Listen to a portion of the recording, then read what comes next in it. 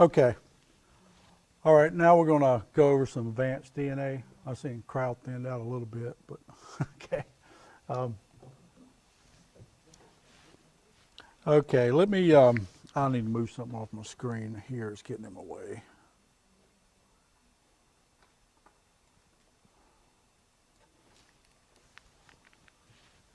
All right, I'm not going to go in and introduce myself because you were here before, so you know who I am.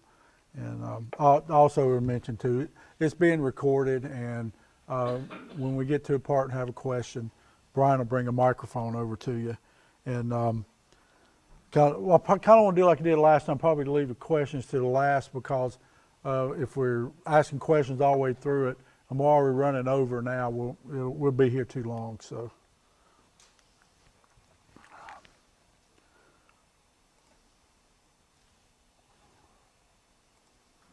Okay.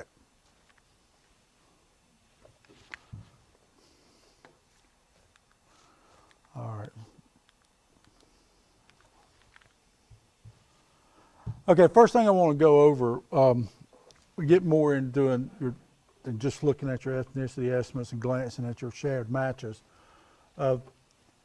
First thing you really want to do with your DNA, you want to know your family tree really well.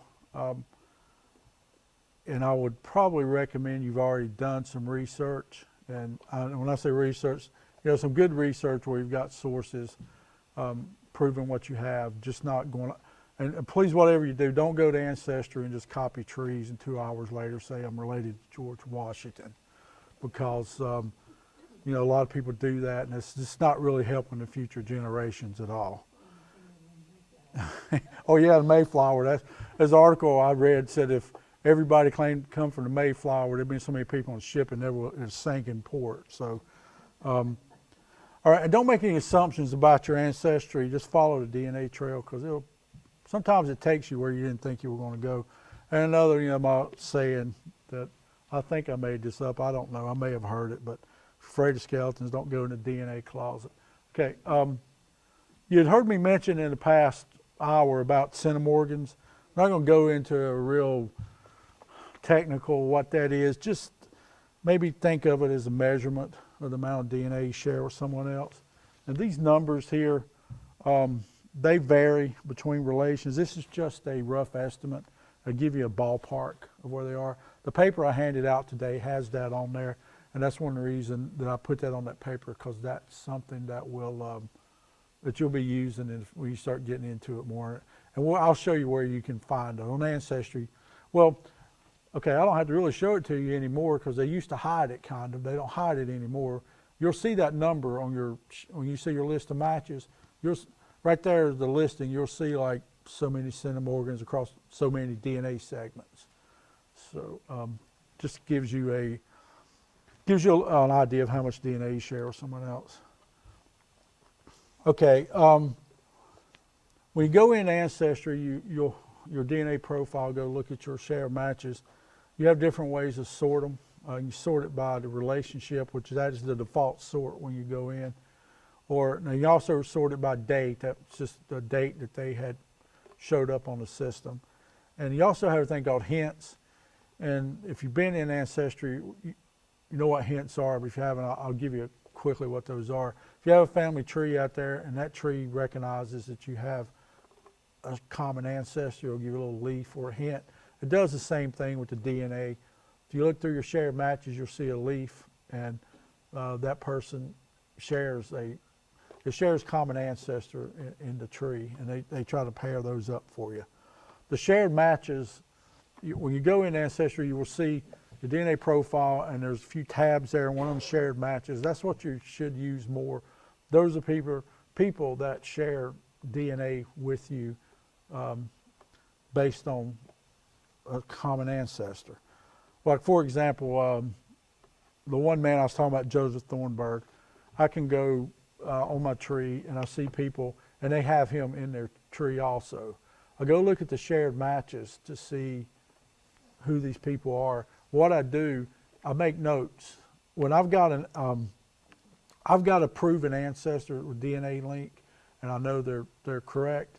When I have people, like I said, has a common hint, I go to every one of those shared matches and I make a note. For example, some of the people I was talking about before, like with Joseph Thornburg has some sons. I know of people that come from his sons that match me on Ancestry, and I've proven that. So what I do, I go through the shared matches of those people and I make a note on every one of them. They go back to Joseph Thornburg through his son Daniel, or through his son William, or Joseph Larkin, or one of his daughters. That way, what that does is you will have that note on that person, and in future, when you go to looking at other people, like say you get a new match and you're not really seeing any clues, you go look at the shared matches, you might have 4 or 5 shared matches pointing back over to this person that you had before, and gives you a clue that they may be down that same line. All right, when you go to your hints, first thing you want to do, look at the tree that is giving you a hint for, and glance over it and look at the quality of the research. If you look at the tree and all you're seeing is the sources for all the people is ancestry family trees, and there's no census records or any of their maybe where they had gone out and research records, everything's ancestry trees. Maybe use it as a clue, but don't take it too serious, because that person probably spent a couple hours one night and built a tree and moved on. So, all right. And what you also want to do too is determine if there's more than one common ancestor. I have ran across that. I'm going to show you some examples of that later. And one thing also you want to do is make notes. I think the note field will hold about 5,000 characters. Make as many notes as possible. Fill it up if you have to. And okay, one thing that you can do, you can sort by the new matches, and that really comes in handy. You'll go in Ancestry and you'll see a star. When you go in and open the match up in the top left-hand corner, you'll see a star and a little blue dot. And what you want to do, if you go into a match and you've made notes and you don't want this match showing up as new anymore, make sure you undo that blue dot, because anytime you click on new little button there, new matches, that person's going to show up. What I do is when I go into a match and I make a note, I make sure that blue dot's turned off. So what that does for me, when I go to new matches, that's all I'm seeing is the new ones. I'm not having to see all the other ones I've worked. And the little star, you check that if it's something important, you want to remember that, because you can sort by that star too, is what I show here in the next slide. Okay.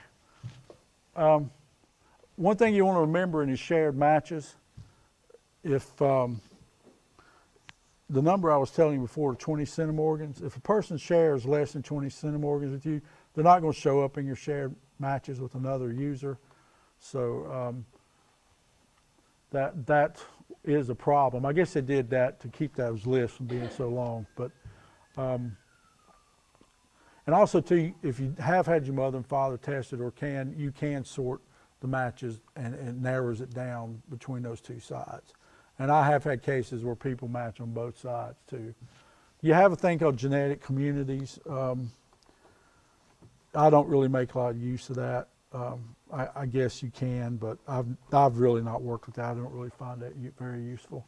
Now you can search by surname and location, and that can be useful too, especially, like with me, my direct line is Thornburg. The original man that came over had the last name Tranberg, which I'm not pronouncing that correctly. It's either Swedish or a Danish name, but I'm pronouncing what it's spelled in English. But so that comes in handy. I can actually have some DNA matches back to the man, Friedrich Tranberg. Okay.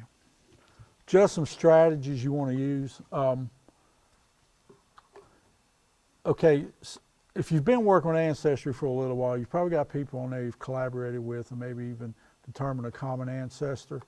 If you haven't, you want to start doing that using the messaging feature. And when you've collaborated with people, you already have some known relatives. So with those people, and they're being matches themselves, you want to make notes. What I do, a reference user, and I'll show you an example of that here in a few seconds. of what I did with that. But you want to make all the notes that you can. Also, too, if you're familiar with creating sources in Ancestry, you have your sources like your census records, death certificates. Now, you can create your own source. And I will show you an example here on the screen here of how, I'll go ahead and do that now, of how you can create a source for your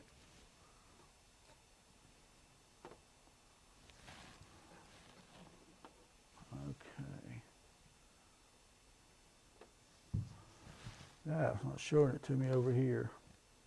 Now I'm going to have to do it. Where did my mouse go?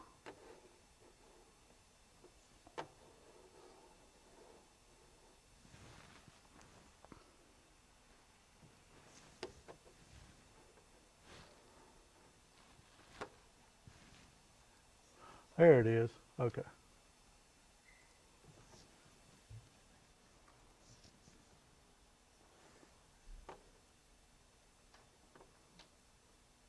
Actually, I don't want to go to the DNA here. I'll show you how I did this actually on my tree. Okay, if I go to my ancestor here, Joseph Thornburg, you can see I just have what I do with my DNA, when I have people that have shared DNA, I always create a birth year, the birth year, so it shows up at the top of the list. But if you see if I click on this, you can see the line. I go down here to my source.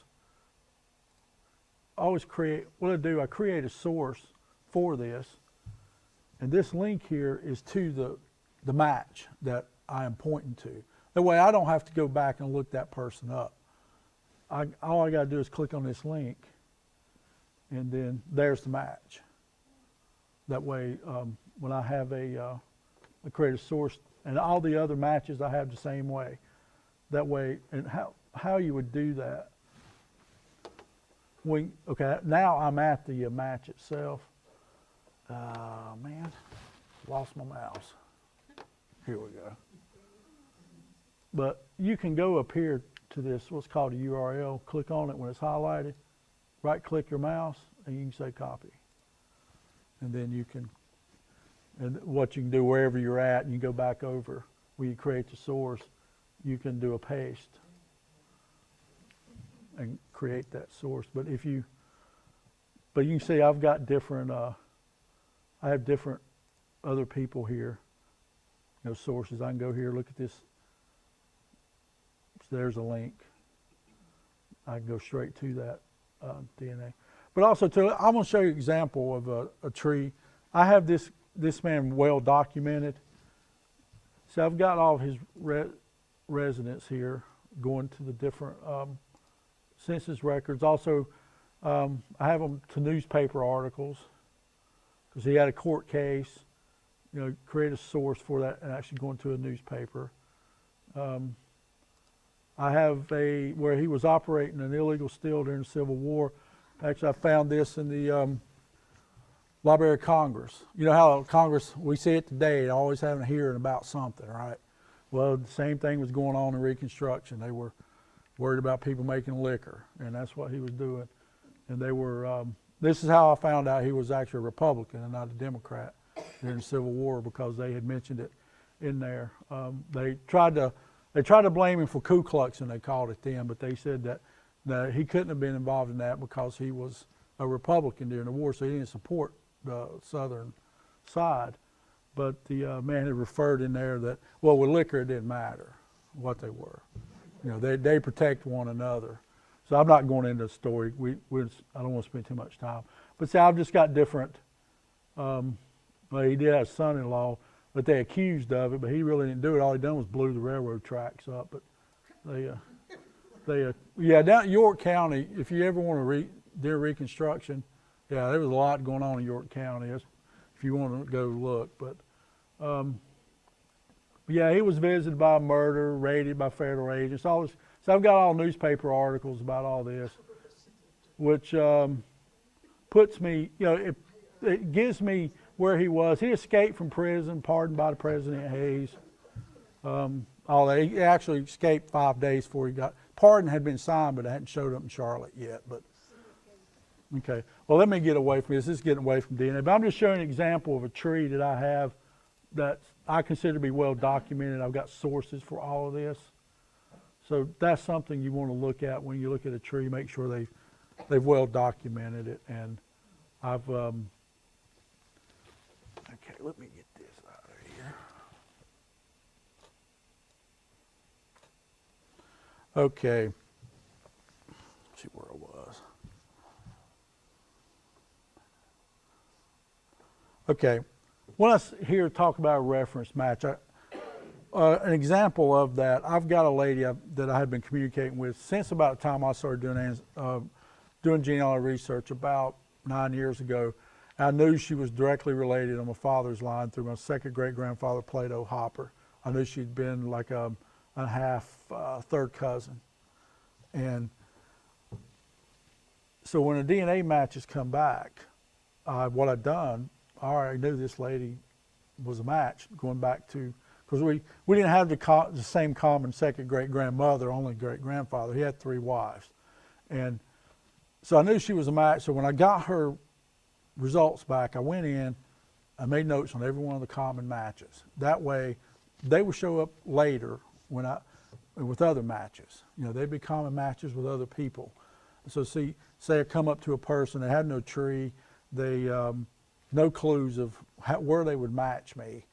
I'd go see a shared match. Oh, well, this person matches Gail Minor, which is a descendant of Plato Hopper. So I know this goes back to the Hopper line somehow.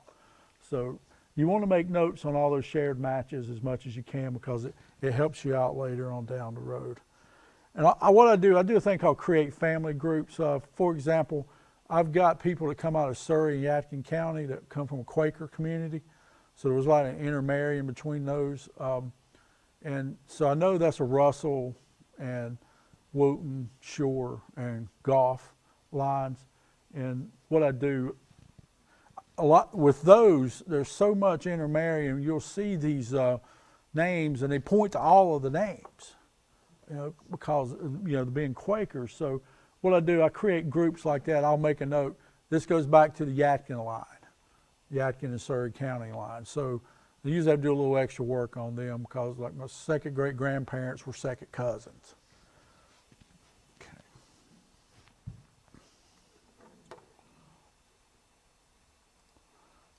Okay. All right, real quick, I was talking about Centimorgans before.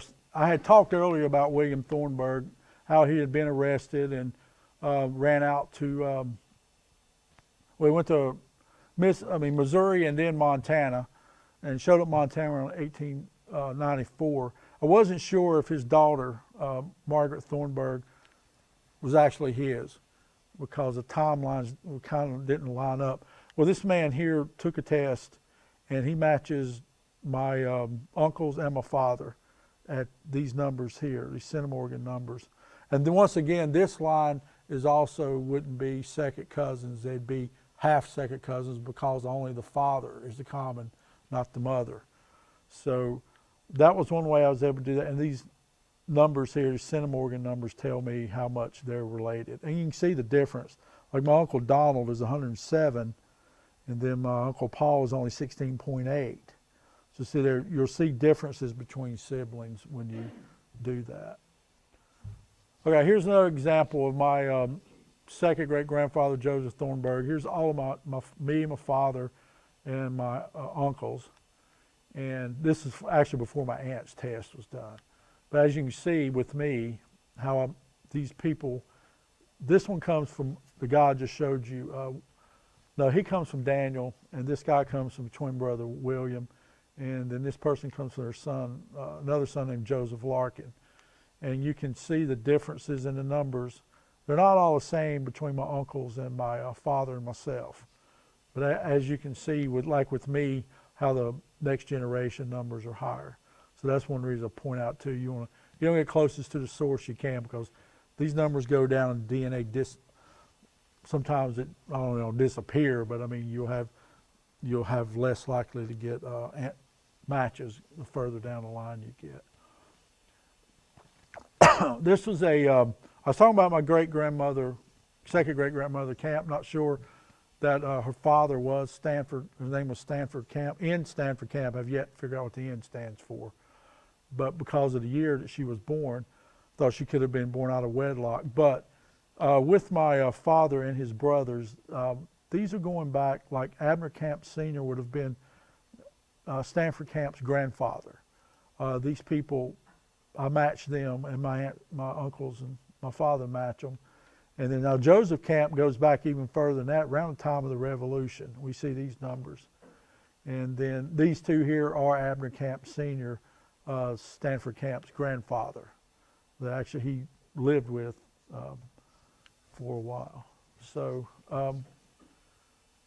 these are the numbers for that. And as you can see, this person here on the end, I don't match that person at all. But my father and the uncles do. And this is a good example of why you want to test multiple people in the family.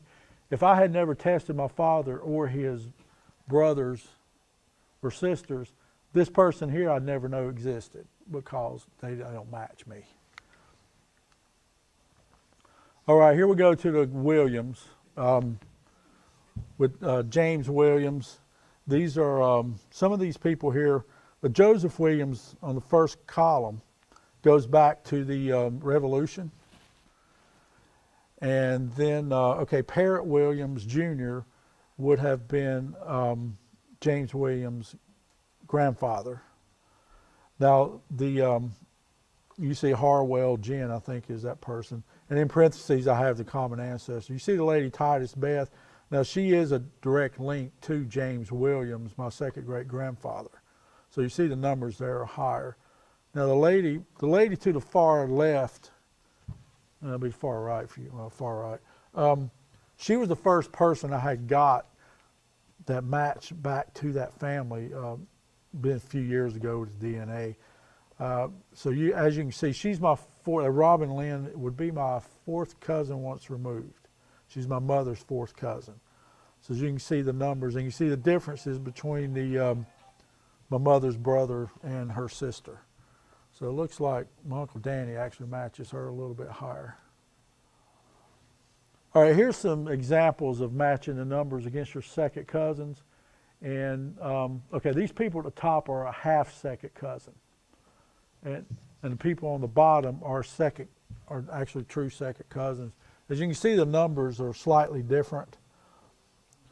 And since the ones on the top, well, two of them, Victoria Gaston and Joe Foxx, are actually from the Camp line, and then the lady on the right is from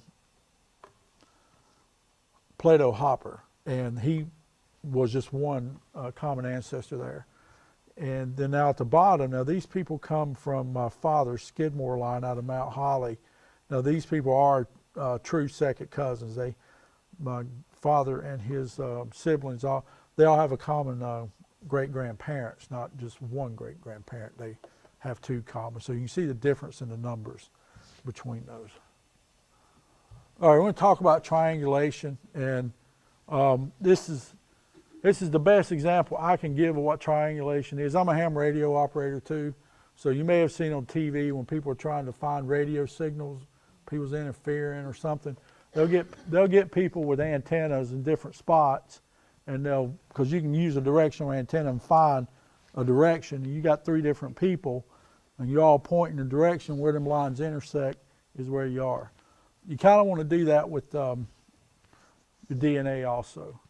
And what I mean by that is I'll show you how you can line up your chromosomes. And you just don't want to do two. You want to get at least three people so that you know that you have a match, and it's on the same side of the chromosome. Okay.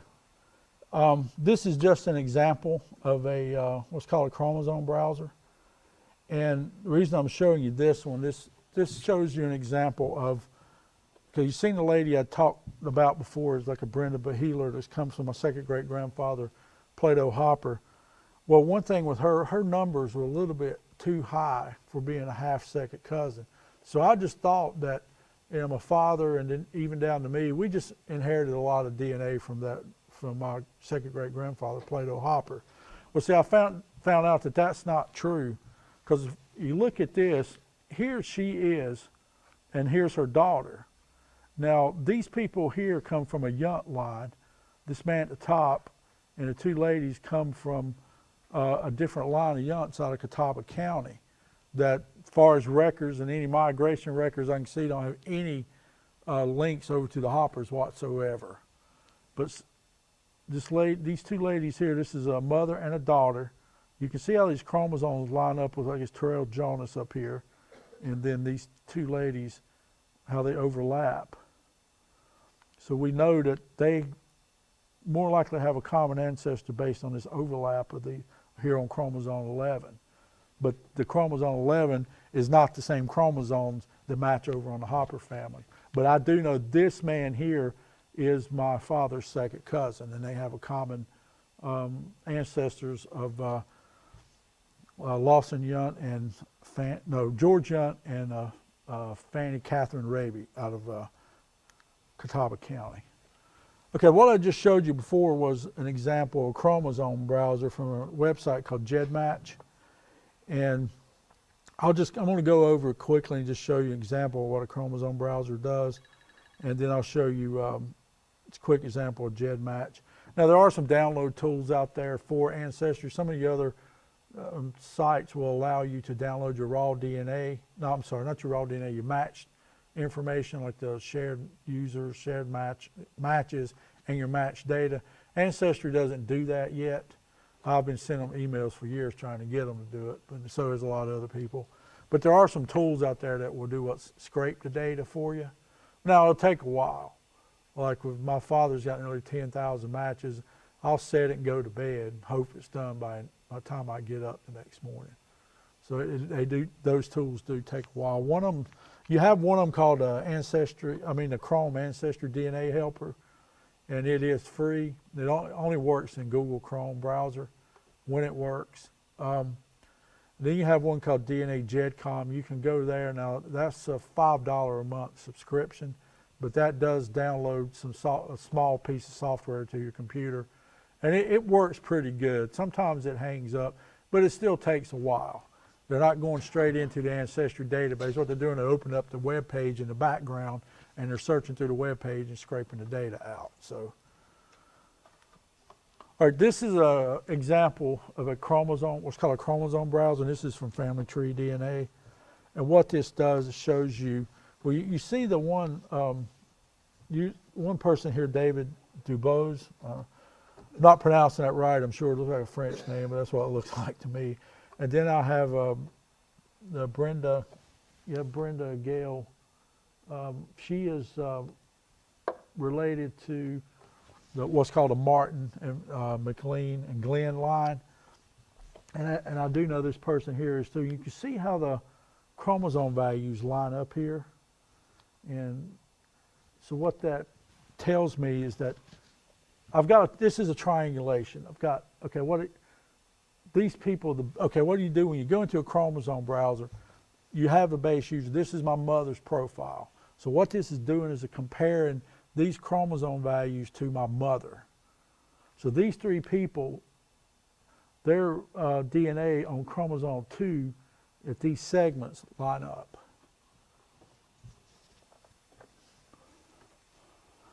And see what you want to do. You want to see more than one person. You can go in where you have a match in Family Tree DNA or MyHeritage, and you can go in a chromosome browser and say, yeah, I match here on this chromosome with this person.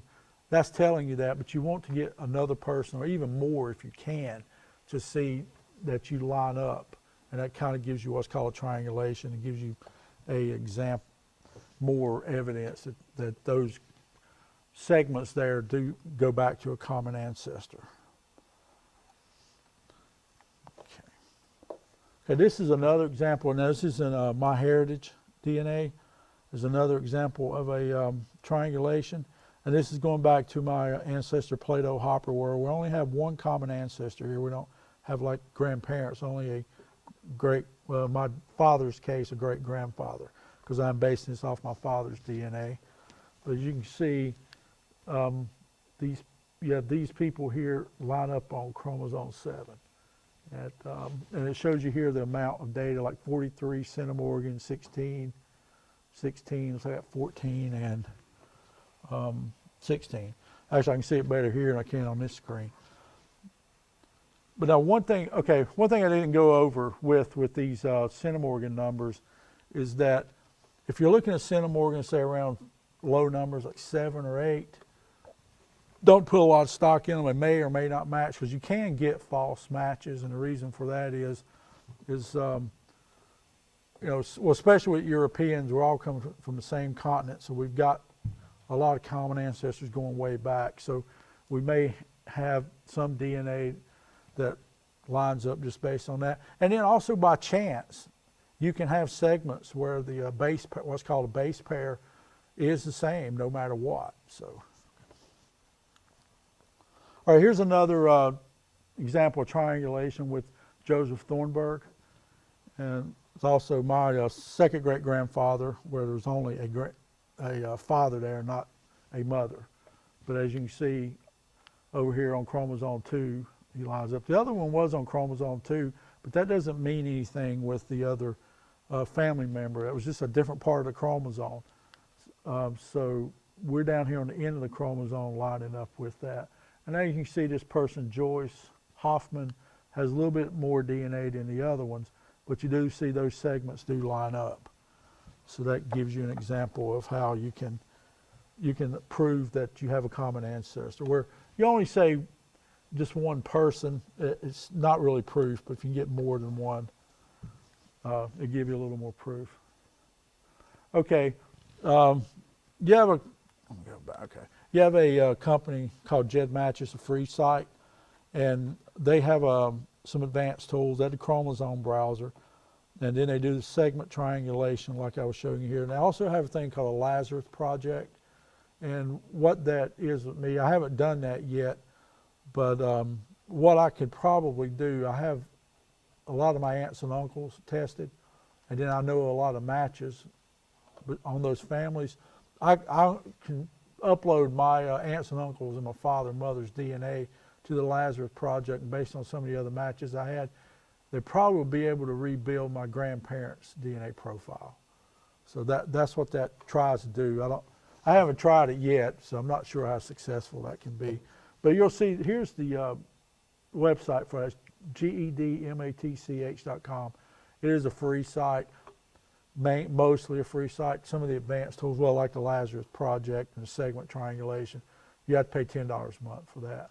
But now you can do, there are some lower level triangulation you can do. If you wanted to go through and do the triangulation for you, you got to pay the subscription. But what I do, when I go out and I'll run all the reports off the triangulation, just pay $10, and it may be 3 or 4 or 5 months later before I'll pay $10 again. So I'll show you an example of just an analysis I've done for Martin and Glenn Hopper line of the family, and show you what the triangulation did for me. If you look at the, if we go down, this is the man I'd mentioned before, David Dubose. His line goes, comes down through, well, actually William McLean here, the funeral home down here on New Hope Road, goes back to a James Martin, and then to this Glenn family. Okay, this is my tree, coming from my mother's side.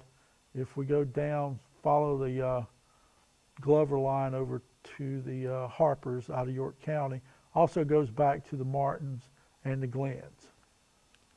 And also, here's another caveat to this whole site, is that over on my father's side, I have go back to a Martin here, from actually Plato Hopper's father, Romulus. His mother was named Julia Martin, and I know her father was Thomas Martin and a lady named Lydia Harry out of Cleveland County. Don't know who Thomas Martin's father was, but I do know, based on some triangulation that I did, that we go back to Samuel Martin, that lived, it's actually buried up at Goshen Cemetery in North Belmont. But I don't know who this father is, but I do know who her grandfather was based on that. Okay, here's the same lady I'd mentioned before, Brenda Bahulio, on the Hopper line. and she goes to Plato Hopper, to Romulus, down here to the Martins. Okay. How I discovered this is when I put my mother's DNA up on Ged Match. I went and looked at the matches, and I seen that this lady here, I already knew she matched my father. But then I started looking and I said, wait a minute, she's matching my mother too. So what I had done was taken these people in a Ged Match chromosome browser. I put all of them, all these people that I knew, my father and one of my uncles, David, that guy David DuBose. And as you can see, you see how these values line up here between, okay, we look at the first person, which is me, and then the David DuBose lines up with, this is another relative of his, with my mother being number 4. And then number 5 is my father. But now if you look at number 5, he's over here on this part of the chromosome my father is. And you see a little line here where he's now he's not overlapping with my mother, but he is overlapping with David and then another relative named Renee that we know comes from this line.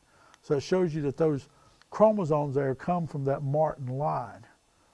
And unfortunately, it's almost like the universe made it when my parents didn't share DNA. They just got real close right here. So I guess the universe is on my side, right? Not making sure I didn't get any mixed. But that's going back so far, it really wouldn't matter anyway. So see, this is how I was able to prove that the Martins was on both sides of that. Because see, before the DNA, I had all these documents, and this stuff was crazy. It was all over the place. But I was able to line it up with this. And I will, okay. And this is just a showing where the lady Brenda matches my mother on her X chromosome. It's not really a lot, but it's some small amounts. Okay, I'll just go over the download tools, the DNA GedCom. Yeah, I had one of those before. It had, okay, okay, you know, I gave you wrong. That was actually $5 a month for that one. And the Chrome AncestryDNA helper is free when it works. So, but it is free either way. And it only runs it in Google Chrome. Okay, I'll tell you what I'll do. That's pretty much all I had on that. I can show you how I did some of this more detail. If what I want to do, I went ahead and saved that. Any of you had any questions, because I know we're running up against 5 o'clock. It's up to Brian how long I can stay here. I can stay here for a little longer, so it's up to him whenever he wants to run me out of here. So, but if any of you have any questions, maybe want to show you anything about this chromosome browser, I can do that. Show you how, just maybe how to use it a little. Okay. All right, anybody have any other questions? Can you go back? Can you go back to a bar or a screen with a bar? With that? No, keep going. Okay, back to the right just a little bit. The top, those top little, the very one at the top on the left. Yeah. What is that little 3-dot thing? Does that mean anything? Are you talking about this? No, come over to the margin. To the top one, there. Oh, well, that's just the different pedigree view. You click on that to make it look like this. If you click on that, it gives you that kind of waterfall view, I call it. No, that click after that are DNA. No, this, I'm just showing you a tree. This has nothing to do with DNA. I'm just showing you a tree with that. Just showing you how the relationship goes back to the Martin family line on both my mother and father's side. All right, any other questions? The name of the relationship, when you share a set of great-grandparents with someone, are you second cousins with them? That's what I thought I was seeing up there. Yeah, that's the second cousin. Okay. A lot of people get that wrong, like, for example, my mother's cousin. Well, my cousin's child isn't my second cousin. It's my first cousin once removed. Like, I got a cousin that has a son, and I have a son. Our sons are second cousins because they share a common great-grandparent. First cousins share a common great-grandparent. Common grandparents is the first, great-grandparents second great-grandparents the third, and so on. Anything in between is what's called a generation removed. You can get charts. There's charts out there to help you with that, where you go find this one, and it's a grid, and then you kind of triangulating it in a way. I still have to look at that. I keep one of those because those relationships can get wild, especially when you get like first cousin 6 times removed and all that, but that's going a ways back. All right, anybody else got a question? I had a question. Within AncestryDNA, are you able to actually import your mother and father's results within your profile? Oh, in Ancestry? Yes. You can't, now when you say import, you don't mean bringing the raw data over. Like me, for example, I took a test, and then my mother took a test, my father took a test. Well, it recognizes that you're matched up. But now, are you talking about the actual profile? So AncestryDNA within your profile automatically recognizes your parents' DNA? Yeah, let me show you that. Yeah, that's my question. Yeah, let me show you that.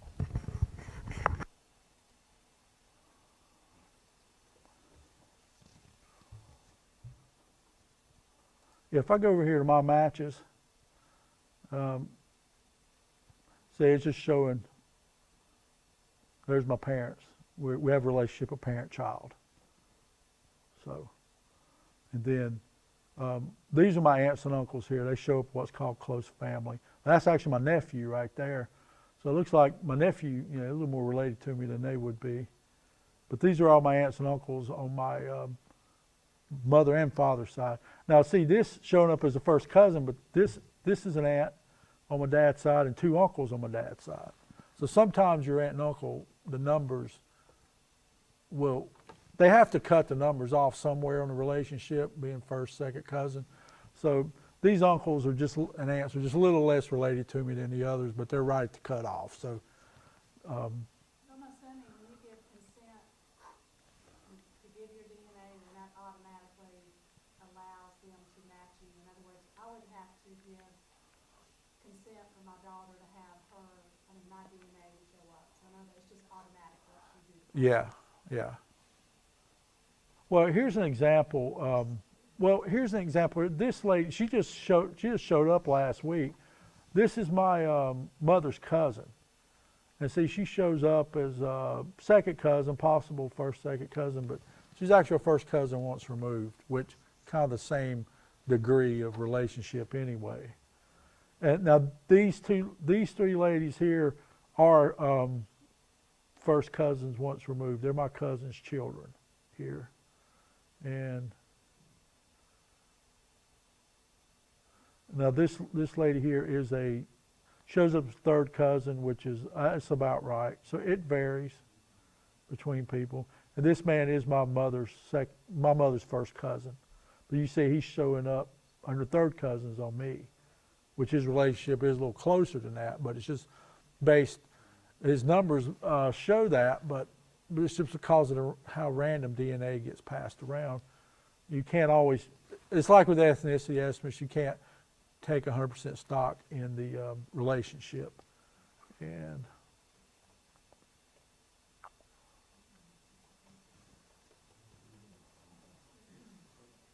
But I'll show you one other thing that's good about Ancestry. If you see here, I'm logged into my account, but I have all these DNA tests that I can go to.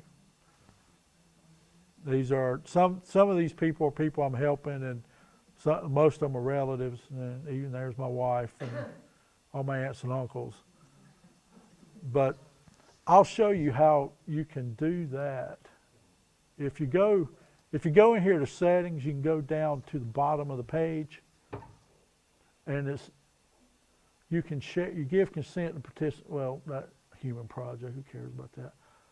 Right here is where, like, you know, if you've ever, I keep my tree private, but I'll share it with people. If you've ever done that, how you can go and share your tree. You can do the same thing with the DNA results. You just go here and add a person, and you put their email address in here. You know, they have to have an Ancestry account.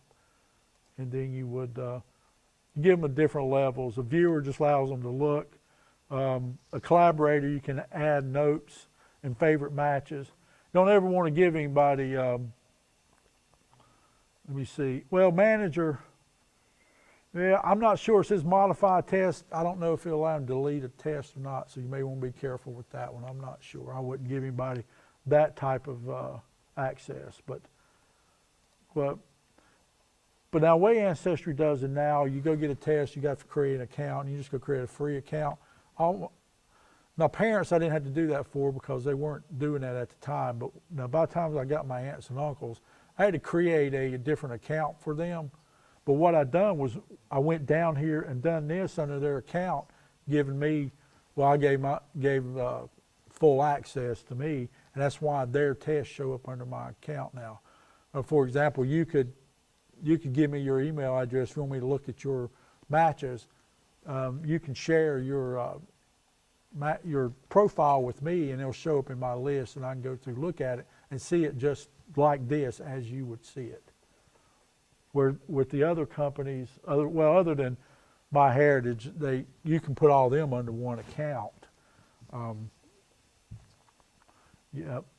Now with Family Tree DNA, it's you got to log out of one, go back in the other, unless they've changed that recently, which I haven't seen. So, we have another question here. yeah. Okay. Go ahead. I just got a DNA kit for my granddaughter. Can I just go in my profile and add it, like the number of the kit when I send it in? No, Or not do I have to create an used to, account you for could her? do that, but they don't let you do that now. You got to create. You go create an account for free, and then once you create that account and then register the test with it, what I was just showing you, you can go and share the results. Now, you've got the card on my website. I've got a video out there that will step you through doing that, and it's yeah. I mean, I go. It's just I don't do a lot of YouTube videos. Going to talk for 5 minutes so you can see my face and this and that. I just go boom straight into it. You don't even see me. All you hear is my voice, and I'm going through, clicking on this and that, showing you how it's done. So, and it'll show you how to. You can go through and share those test results with your. But you have to do it from the account that you opened up. When you get the test and register, yeah, you go in there and then share it back to yours. And you don't have to go log in that account again. So, all right. How do they determine the DNA of somebody, say 3 or 4 generations back?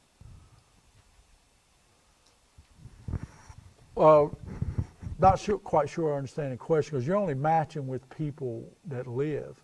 How you're determining DNA going back is that through your genealogical research, you know that you have this common ancestor. For example, like I was showing you, man, Plato Hopper had 23 children between 3 women. My great-grandmother was the first of all his children. So there's a lot of information out there on these Hoppers out of York County.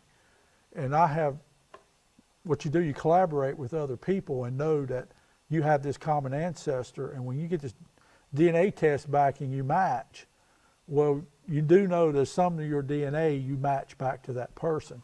The way that I was showing you how that lined up on that browser, you know that you have this common ancestor, so that lets you know that you got that piece of DNA from that common ancestor. But it's all based on your genealogical research. If you don't, a person don't have a tree, don't know where they come from, you still got the matched DNA that's enough to prove you have a relationship. You know it goes back somewhere. But see, that's the thing, you got to do your genealogy to find out where. Because these tests won't tell you that. They just tell you do have a common ancestor because you have shared DNA. You've got to figure out who that is.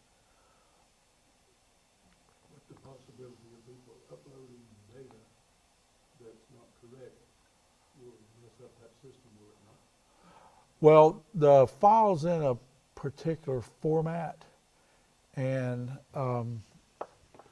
it's I've looked at it.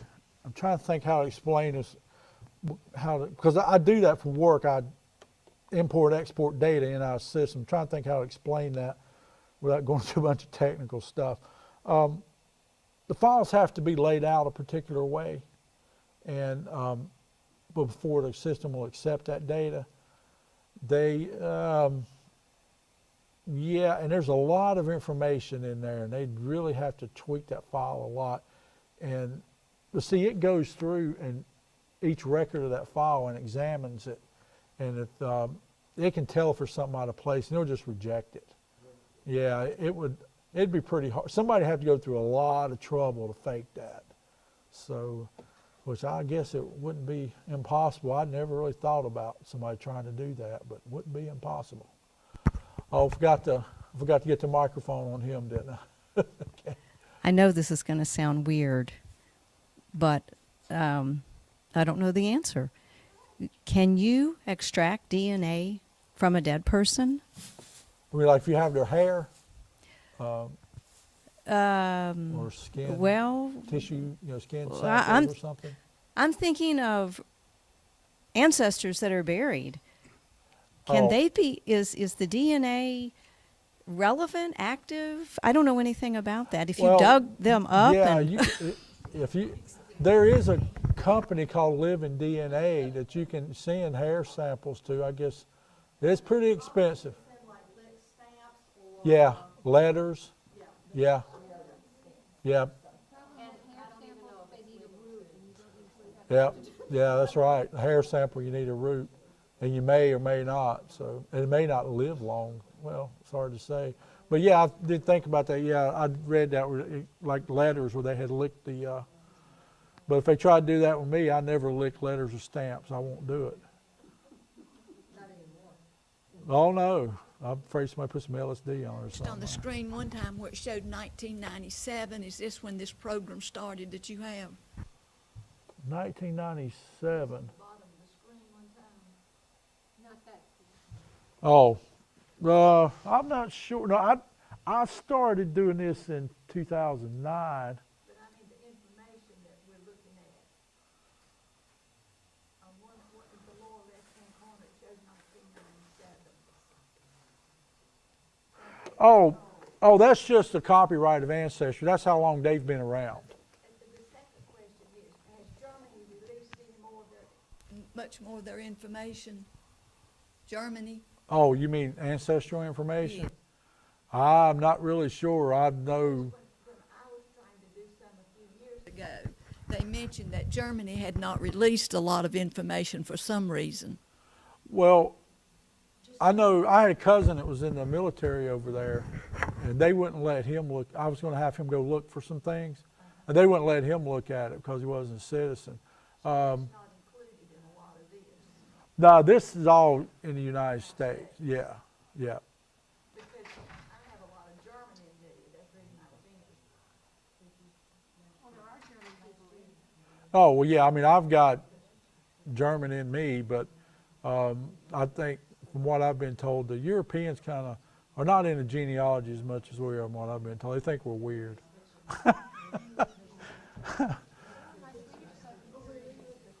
Oh, in the DNA? Oh, they are? Over there? Well, no, I mean, they have an ancestry membership. Yeah. But they live in Sweden. They live in Sweden, okay. Yeah, because I haven't had anybody from another country pop up on mine yet. All right. Any more questions? I'll take one more. We're going to have to cut this short. We ran over, but I don't really care. Brian probably does. He probably wants to go home. All right. Oh, yeah, you're welcome. All right, thanks, everybody, for coming out.